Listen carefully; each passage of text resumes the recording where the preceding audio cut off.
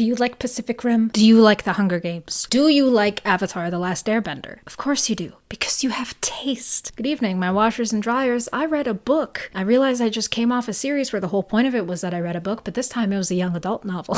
I don't dislike YA. I think it gets a bad rap because a lot of the market and dialogue is driven by people who aren't a part of that demographic, 20-something-year-old women like me, and that can be really annoying. It is annoying. There are lots of tropes and conventions that are really tired and melodramatic, but every once in a while there comes a book that's different than the others on the market. It's just better than other recent releases. That is Iron Widow by Shiran Zhejiao. I pre-ordered this book because my husband and I watch a lot of Shiran Zhejiao's content. They primarily focus on how media represents Chinese culture and stuff like Avatar, Mulan, and they have a lot of cool content, and we wanted to support their other endeavors. So here I am with this book in my bag, and I'm going to like a coffee shop because I'm waiting for another store to open. And I was about 100 pages in when that other store would have opened, and I seriously considered just staying in the coffee shop and finishing the book. I was that invested. The fact that I chose to bust out a script for this at all is proof that it had an impact on me, and it was good. So many of my personal niches are just beautifully captured in this book. The prose is tight. It's well written, it's fluid, it's descriptive, it's really engaging, and we're always moving forward. The book is constantly opening new loops before closing old loops. So by the time we get just a handful of chapters in, Shiran Zhejiao does not allow us to stop and put the book down. We're buckled in, we're gonna ride the whole roller coaster to the end. I will say that Shiran Zhejiao has the benefit of coming after a lot of prominent young adult works, and that gives them a chance to deconstruct a lot of these tropes that we do see as tired and melodramatic. That isn't a knock on their writing at all. If anything, it shows what the opportunity was, how far they could have missed the mark if they didn't take the time to invest and really scrutinize a lot of these tropes. And as a result, we're left with some really interesting takes on some staples of young adult genres. Oh, love triangles are a staple of the young adult market? Let's make it an actual triangle and commit. The story is inspired by the legacy of Wu Zetian, who was China's only female emperor. The main character of the book is named after Empress Wu, and the theme of being the only girl is explored in a way that I really enjoyed. That's often a gripe that I have, especially nowadays, of like, oh, we have a single girl. Why? The theme of being the only girl is explored with a lot of nuance, and it's explored through the lens of mecha pilots. So in this fictional empire of Huaxia, you have these men who will pilot mechas. Think like the Jaegers from Pacific Rim, Evangelion, Darling in the Franxx. And so the men are the pilots, but these men have concubine co-pilots. And the way these mechas are piloted is it's through like energy. And the whole point of having a concubine pilot that sits in front of the male pilot is he kind of overtakes her and saps all of her energy and kills her. And that happens to the main character's sister, is her sister is killed in the cockpit of one of these mechas. She enlists specifically to get revenge for her sister, and she does. And this isn't a spoiler or anything, like this is all within the first handful of chapters. It's literally in like the description. It's the whole setup and the inciting incident. After her revenge quest, she is paired with the strongest pilot in Huaxia, Li Shimin, a man so monstrous he has to be escorted to his mecha at gunpoint in muzzle and chains. And so it becomes clear that the higher-ups are displeased with the both of them, and they're hoping that by pairing them together, they'll kind of like kill two birds with one stone. So, you know, Wu Zetian and Li Shimin are now pilots. They are unlikely allies. Maybe a little enemies to lovers action? Little rivals to arranged marriage business partners?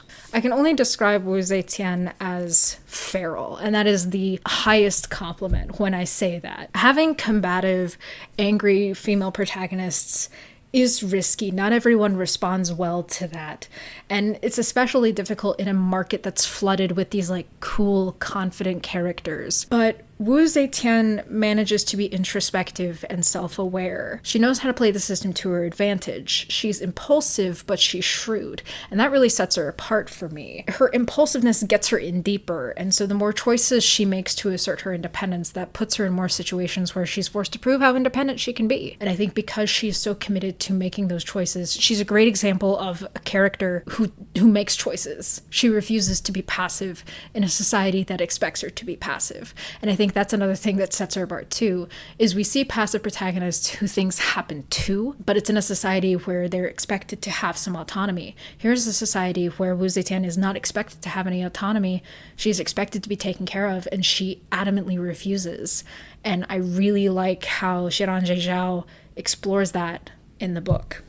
I mentioned the love triangle. So or I guess the second spoke of this triangle is Zetian's best friend, Yiji, who is inspired by the Empress Wu's various lovers throughout her life. The childhood best friend gets a facelift through Yiji. Rather than be needlessly jealous or possessive, Yiji is very supportive. He owns up when he's selfish and when his feelings get in the way of what needs to be done. However, Xiran Zhejiao doesn't turn him into like a wilting flower or a doormat. He still is very assertive, and he still knows what he wants and goes after it. And he's not afraid to get his hands dirty in order to do that. But he isn't reduced to like, oh, you go, girl. I'm so proud of you. Yes, queen. He's still a character. And it's proof that a male supporting character doesn't have to be nerfed in order to make the female protagonist look good. And then we have Li Shimin, my boy, monstrous, built like a refrigerator, alcoholic. Xiran Zhejiao delivered the goods. But that being said, he does have some real danger to him. We aren't stuck with a hardened from after situation where you can tell the author's trying really hard to make the character seem edgy, but they still want him to be like redeemable, and he ends up being even more of a jerk. We have real reason to fear what Li Shimin is capable of, and Xiran Zhejiao keeps us on our toes of what he's going to do next, and it helps keep his relationship with Wu Zetian interesting and complex because neither's wholly sure what the other person's gonna do. Wu Zetian and Li Shimin's relationship complexity is a central pillar of the novel. Like, the themes of submission and the roles that men and women play in society are explored through their relationship in a really nuanced way. Poorly handled, this would leave the work as just hollow #girlboss propaganda. Thankfully, Iron Widow, blunt in its delivery, is still very nuanced. They build their dynamic on their own terms in defiance of the expectations and in defiance of the risk involved. It proves that Xiran had a lot to say and a lot to think about, and I really respect what they chose to do with that theme, because I've come to really enjoy exploring that. You know, I've recently read The Handmaid's Tale, and that was a really interesting look at what it means to be a woman in a given society. And I think they do a very good job of looking at that through the lens of a more Chinese cultural subset. The novel captured my interest, my attention, my imagination. As a debut novel, Xiran Zhejiao knocked it out of the park. This is so well done. I'm eagerly anticipating the sequel. And if you want to learn more about the historical context that inspired the novel, they actually made kind of a 2-part mini documentary about Wu Zetian as kind of a promo for the book.